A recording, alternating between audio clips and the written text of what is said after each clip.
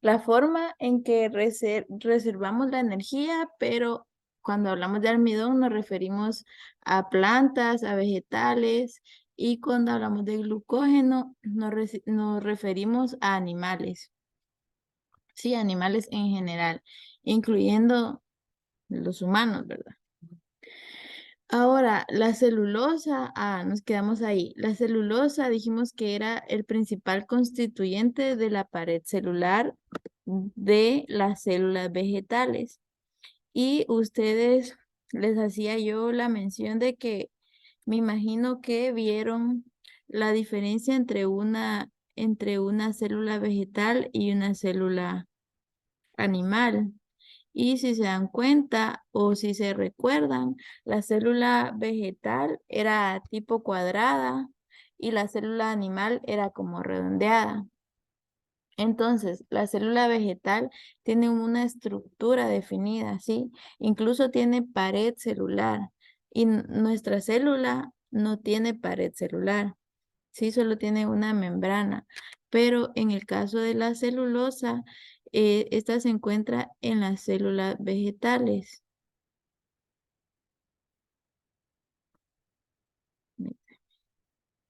Ajá.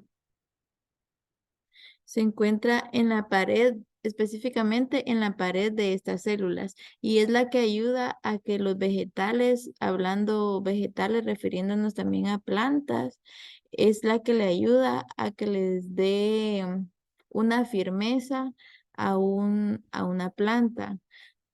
¿Por qué una planta que es así como tiene tallo, tiene hojas, tiene flores, tiene frutos? Pero ¿qué es lo que hace que esta planta sea rígida, que crezca, dependiendo qué especie sea? Bueno, va a crecer hasta cierta altura y se mantiene firme. Y eso es la función de la celulosa, le da rigidez al vegetal como tal. Le da rigidez a las plantas porque la celulosa conforma la pared celular. Y es lo que les decía de la célula vegetal que nosotros vimos y todos lo vimos en algún momento en la escuela, que tenía una forma cuadrada y en toda su orilla tiene como una placa, así como un borde. Bueno, eso era la pared y esa pared está formada por celulosa, que también es un polisacárido. Y dijimos que los polisacáridos principalmente están compuestos por varias moléculas de glucosa. Otro polisacárido también importante en la naturaleza es la quitina. La quitina es el principal constituyente de la pared de hongos y el exoesqueleto de insectos y arañas.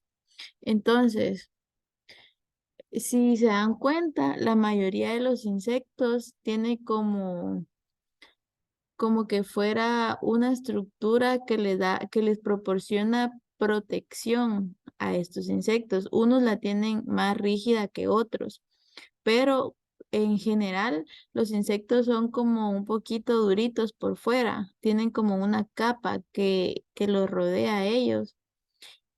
O, por ejemplo, cuando matamos un insecto, escuchamos como que cruje y ese crujir es parte de que se está rompiendo su exoesqueleto y ese exoesqueleto está formado por quitina, porque en sí los insectos no tienen como vernos a nosotros o a otro animal que tiene un esqueleto interno, que tiene huesos, eso es lo que nos da la forma de los dedos, de los brazos, del cráneo y todo. Sin embargo, los insectos no, pero ellos su estructura o su morfología está más que toda por fuera, en la parte externa, y por eso se llama exoesqueleto. Y ese exoesqueleto está compuesto de quitina, refiriéndonos a la quitina como otro polisacárido. Entonces, dijimos que en la naturaleza habían biomoléculas importantes que cumplen funciones importantes en la naturaleza en general y en nuestro cuerpo. Y mencionamos las proteínas, lípidos, carbohidratos, ácidos nucleicos. Pero nos centramos ahorita en carbohidratos. Para recapitular, dijimos que habían monómeros y polímeros. Los monómeros son como esas piezas que al juntarlas forman los polímeros por el proceso de polimerización. El orden en que se unen los monómeros, la cantidad que hay de cada uno, si uno está antes que otro, si solo hay dos, si hay tres, todo eso influye para construir una molécula específica. Por ejemplo, hablando de proteínas, hay diferentes proteínas, pero ¿qué es lo que diferencia una de otra? Es ese ordenamiento o esa forma en que se van a unir en el proceso de polimerización, porque puede que tenga las mismas cantidades de la misma molécula, pero en diferente posición. Entonces, así es como se forman las diferentes biomoléculas. Y aquí lo venimos a relacionar con lo que vimos en una clase anterior que mencionamos el metabolismo, que era una característica de los seres vivos. Y cuando nos alimentamos, esa comida o esos alimentos están formados por diferentes biomoléculas. No es que solo tengan proteína, no es que solo tengan energía, no es que solo tengan lípidos, sino tienen eh, un conjunto de estas biomoléculas. Y nuestro cuerpo las aprovecha por medio del metabolismo, que se dividía en dos, el catabolismo y el anabolismo. Entonces aquí es como así es como relacionamos el metabolismo con las biomoléculas para formar moléculas más grandes o es decir, polímeros por medio de monómeros. Los monómeros de los carbohidratos, ¿cómo dijimos que se llamaban? Monosacáridos. Exacto. Monosacáridos. Ajá. Y mencionamos tres, que son, ¿cuál es el que está más abundante en la naturaleza? La glucosa. La glucosa. ¿Y la glucosa, hablando de la glucosa, qué dijimos de los polímeros con relación a la glucosa? Es la Es unidad la que se encuentra. Más en ella.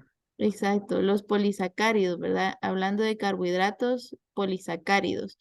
Es lo que se encuentra mayormente en los polisacáridos, es la unión de varias glucosas. Pero como les dije, el hecho de que haya una más diferente ya cambia el tipo de polisacárido, pero normalmente va a ser conformado por glucosas unidas entre sí. ¿Y cuál era el carbohidrato monosacárido de mayor valor energético? La fructosa. Fructosa. La fructosa. Y no se encuentra solo en las frutas, ¿verdad? Sino que también en la miel o en otros alimentos, pero es la principal azúcar constituyente de la miel. ¿Cómo dijimos que se llama el carbohidrato que está en mayor porcentaje en la leche? Lactosa. Galactosa. La lactosa, exacto. Es cuando es muy común que la gente diga, no puedo tomar leche porque soy intolerante a la lactosa. Entonces, es porque la lactosa es el carbohidrato que está mayormente presente en la leche, ¿sí? Y para que las personas puedan digerir esta lactosa, necesitan una molécula en el cuerpo que hace que esta molécula lactosa sea fácilmente digerible por nuestro cuerpo. Y hay personas que tienen en menor cantidad esa molécula que les ayuda a digerir esta lactosa. Y es por eso que se dan personas que no toleran tomar leche normal, sino que tienen que recurrir a otras alternativas como leche deslactosada. Pero Estas son enzimas, ¿verdad, ingeniera? exacto. Exacto. Bueno, las enzimas normalmente rompen los enlaces que unen las moléculas, exactamente. Entonces, la lactosa o sea, ahorita no nos vamos a meter como tanto a ese rollo porque es como profundizar bastante, pero la glucosa y la lactosa se unen, ¿verdad? Pero ellas están unidas por medio de un enlace y ese enlace tiene un nombre, ese enlace tiene una posición específica para formarse la lactosa. Y para desdoblar esa lactosa, ese enlace tiene que ser rompido o, ajá, tiene que ser roto por una enzima. Y esa enzima es específica para ese tipo de enlace. Y cuando las personas carecen de esa enzima, entonces no desdoblan la molécula de lactosa y es cuando tienen problemas digestivos. Y es por eso que les mencionaba que recurren a otras alternativas como buscar leche que ya viene desdoblada esa lactosa. Es como decir que viene separada la glucosa y la galactosa y ya no están unidas formando lactosa. Y como dijo su compañero, son enzimas que rompen esos enlaces. Las enzimas son unas proteínas, todas las enzimas son proteínas. Y ahorita no hemos llegado a proteínas, pero las enzimas cumplen muchas funciones. Entre las funciones más conocidas de las enzimas es que nos ayudan a digerir ciertas moléculas, como en el caso de la lactosa. Las enzimas, ellas lo que hacen es descomponer o romper en moléculas más pequeñas una molécula grande, como es el caso de la lactosa que está conformada por dos monosacáridos.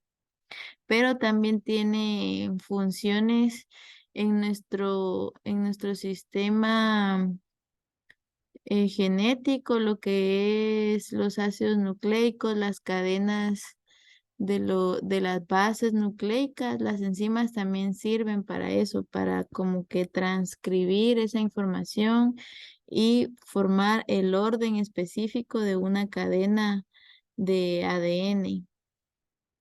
Y también las enzimas no solo están presentes como en los humanos y animales, no es que solo estén en nuestro interior, sino que también se encuentran en alimentos creando procesos enzimáticos, eso se le llama cuando descomponen algún alimento. Y muchas veces los procesos enzimáticos son benéficos o muchas veces son perjudiciales, pero depende como el tipo de producto que se esté creando o lo que se quiera obtener. Pero como les mencioné, los enzimas son proteínas que cumplen diferentes funciones dependiendo en dónde estén y qué es lo que se quiera lograr con esas enzimas. Entonces, bueno, luego la sacarosa dijimos que era el azúcar de mesa y que en Guatemala la podemos relacionar con la caña de azúcar, porque la sacarosa se extrae de ahí, el azúcar de mesa se extrae de ahí, de la caña de azúcar, y es procesada en los ingenios, que me imagino que todos conocemos un ingenio. Luego los polisacáridos, dijimos que eran cadenas largas, pueden ser de diferentes cantidades, pero son más de dos. Y dice que son cadenas de monosacáridos. ¿Y cuáles eran los monosacáridos? Eran esos que mencionamos al inicio, ¿verdad? Pero generalmente por glucosa. Y mencionamos la quitina, que es el principal componente del exoesqueleto de los insectos. También está en la pared celular de los hongos. El almidón, que es la principal reserva de energía en los vegetales, y el glucógeno, que es la forma en que reservamos energía en los animales y está normalmente o más comúnmente presente en músculos y en hígado. Y la celulosa dijimos que era la que conformaba o la que está presente en la pared celular, hablando de o refiriéndonos a las células vegetales. Ahora vamos a pasar a otra biomolécula que serían los lípidos.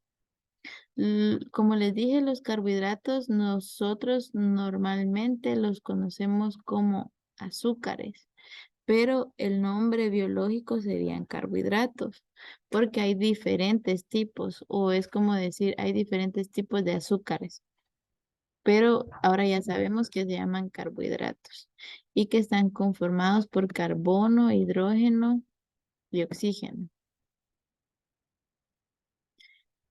Los lípidos nosotros los conocemos como aceites o grasas, pero en general los lípidos abarcan ambos, abarcan tanto aceites, abarcan tanto las grasas y no solo eso, sino que hay fosfolípidos que forman parte de nuestra célula y y cumplen funciones específicas. Los lípidos van más allá de solo el aceite que usamos para cocinar, las mantequillas que comemos. Mm, Los lípidos tienen un sinfín de moléculas que cumplen funciones importantes en nuestro organismo. También son parte de los alimentos, de los vegetales, de los animales.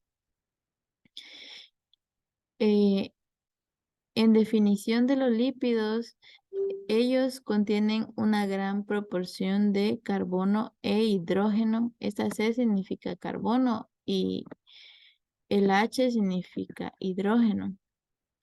Casi todos los lípidos son no polares e insolubles en agua. ¿Qué significa que son no polares? ¿Alguien sabe? Que no se pueden unir con alguna otra sustancia. Ujú, más o menos por ahí. No polares, cuando decimos que algo es polar, es que tiene la capacidad de unirse o de mezclarse o de interactuar con el agua. Pero cuando decimos que es no polar, es lo contrario. No puede interactuar con el agua, es insoluble en agua, no se puede mezclar con el agua. Entonces, a eso nos referimos con polar y no polar. Entonces, los lípidos es no polar porque ya sabemos que el aceite no se mezcla con el agua. Lo podemos agitar, mientras lo agitamos como que vemos que se revuelve, pero paramos de agitarlo y se forman dos capas, ¿sí? Arriba va a ir el aceite y una capa abajo que va a estar toda el agua. Entonces, es por la propiedad de esta molécula de ser no polar o de que no puede interactuar con el agua por su conformación, por su estructura. Esas moléculas son no polares. Eso significa que son no polares. Ahora, los lípidos podemos mencionar grasas, fosfolípidos, carotenoides, ceras, esteroides. En general, las grasas están compuestas de glicerol más uno, dos o tres ácidos grasos. Entonces, aquí van a entender cuando las personas mencionan los triglicéridos. ¿Qué son los triglicéridos? Son tres ácidos grasos unidos a un glicerol, por eso se llaman triglicéridos. Y si son dos ácidos grasos con un glicerol, se llamarían diglicéridos. Y si es un ácido graso con glicerol, sería monoglicérido. Y de aquí es donde viene esa palabra que tanto hemos escuchado, me imagino, porque al menos yo ya la había escuchado antes, pero no entendía a qué se referían. Pero es eso, ¿qué son las grasas? Es la unión de glicerol más ácidos grasos. Y cuando mencionamos específicamente triglicéridos, son tres ácidos grasos unidos a un glicerol.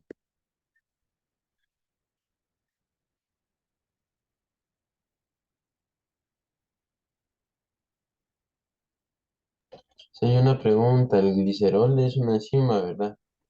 No, el glicerol es una molécula. Ya les voy a mostrar un glicerol. Las enzimas son las que se encargan de romper. Relaciónenlo más con eso. Las enzimas desdoblan, destruyen o rompen algo. Se encargan de realizar procesos de degradación.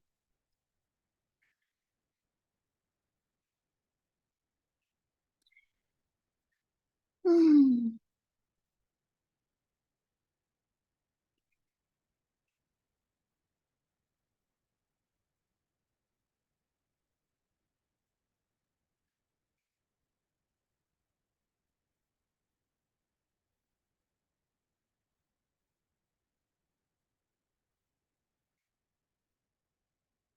Bueno, entonces miren, Disculpe una pregunta. En conforme al tema, anteriormente vimos que los monómeros de los carbohidratos eran los monosacáridos y que los polímeros de los carbohidratos eran los polisacáridos. Pero, ¿cuáles son los monómeros y los polímeros de los lípidos? pues eso, en este caso no hay solo un tipo, como dijimos en los otros, eran monosacáridos y ya. En cambio, en este hay diferentes porque están conformados, hay diferentes moléculas, como les decía, hay grasas, hay aceites, hay fosfolípidos. Entonces, las grasas son sería un polímero. La grasa sería un polímero porque es como ya está conformado. Pero ¿qué conforma esa grasa? El glicerol y 3 ácidos grasos. Entonces, esos son los monómeros de las grasas. No es que yo le diga el glicerol y los ácidos grasos son los monómeros de todos los lípidos. No, sino esos son los monómeros de las grasas que viene a ser un lípido. Entonces aquí hay como varios tipos de monómeros dependiendo qué es lo que vayamos a formar. En el caso, si hablamos de grasas, siempre estamos dentro de los lípidos, ¿verdad? Y si les pregunto cuáles son los monómeros de las grasas, y si ya dijimos que los monómeros son las piececillas que se unen para formar una molécula grande, sería, ¿cuáles serían los monómeros de las grasas? ¿O qué tengo que unir para formar una grasa? Glicerol y ácido graso. Glicerol y ácidos grasos. Exacto, entonces esos vendrían siendo los monómeros de las grasas, que es un lípido. Pero cuando mencionemos otro tipo de lípidos, ya no van a ser los mismos monómeros. ¿Sí me explico? Entonces, para conocer ay, ¿qué hice?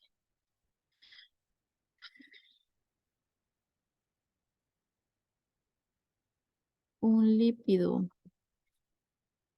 no, perdón, un triglicérido.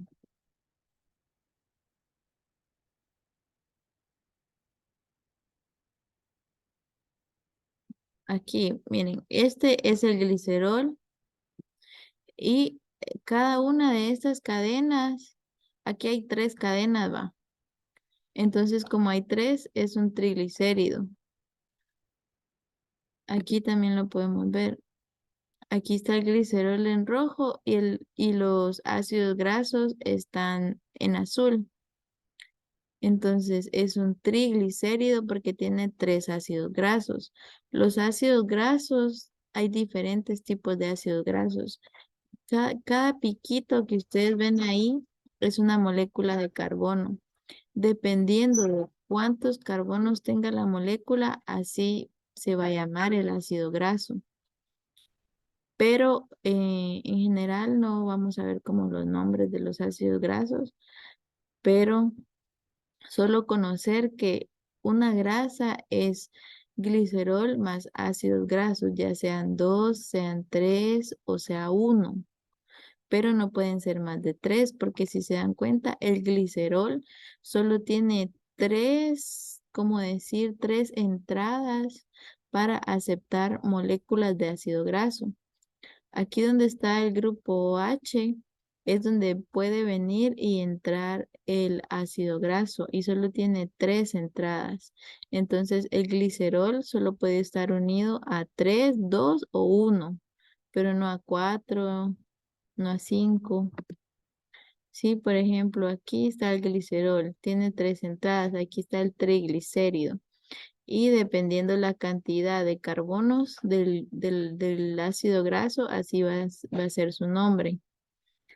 Y hay diferentes nombres, no es que solo sí se llaman grasas y ya, o sí se llaman triglicéridos y ya, sino que tienen sus nombres dependiendo el nombre de los ácidos grasos que se estén utilizando para formar ese triglicérido. Pero en este caso, sí, cuando estudien esta guía, aquí pueden guiarse, miren, monómeros, polímeros, biomolécula. La biomolécula, lípido. Los monómeros son los que se usan para formar un polímero. ¿Y cuál es el polímero? Las grasas. En este caso solo vimos dos polímeros que serían disacárido y polisacárido.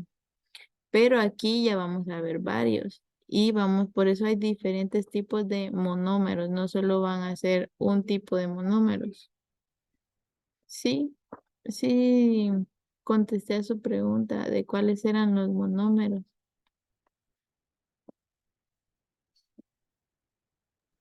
Sí, señor, gracias.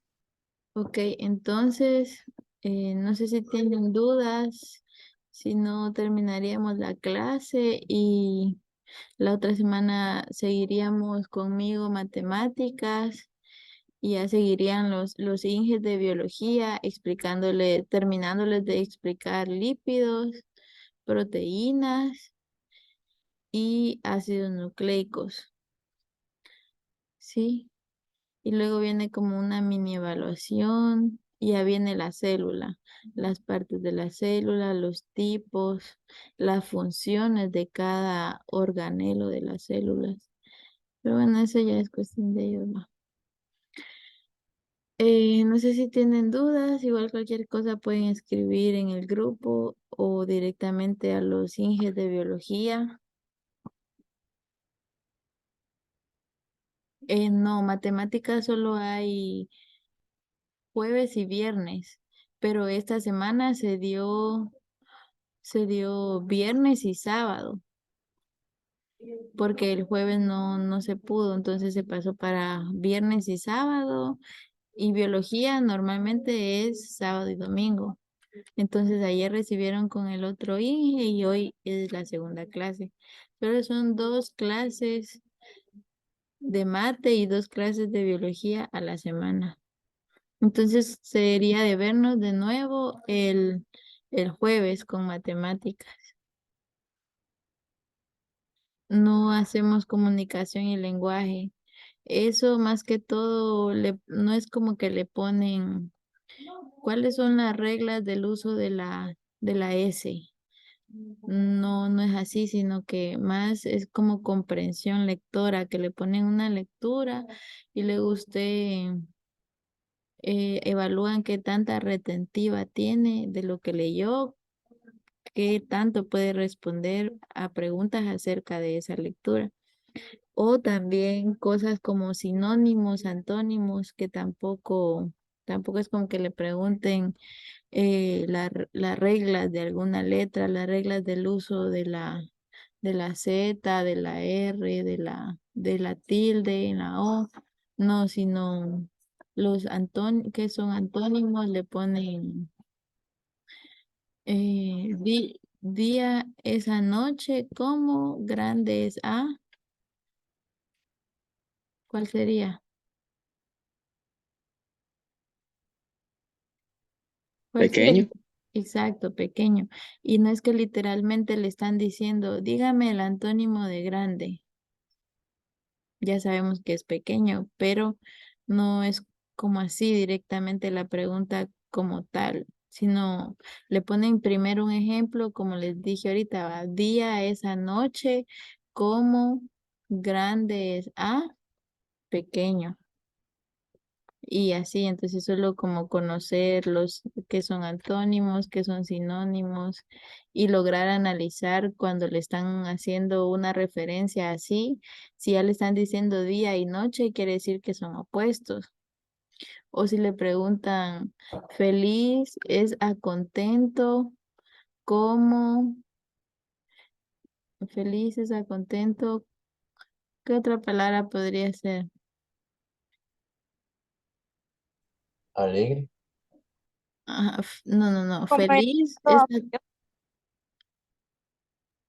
Usted está mencionando sinónimos, ¿verdad? ajá, feliz es a contento, esos son sinónimos, va. Y luego le preguntan, ¿cómo amable es a?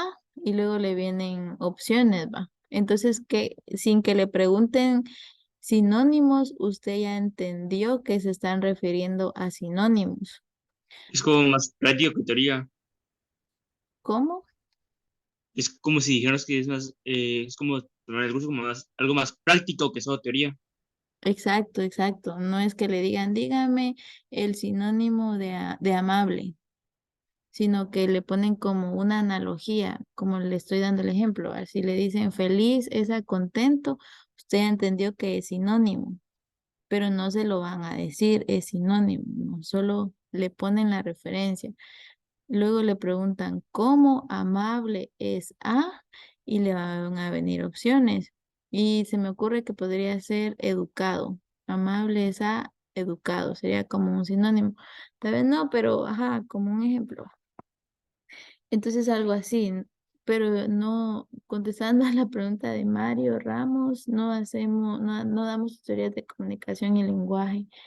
Ya queda como por su cuenta estudiar, practicar lecturas o sinónimos, siempre la velocidad y tener como esa analogía de saber qué le están preguntando sin la necesidad de que se lo digan exactamente.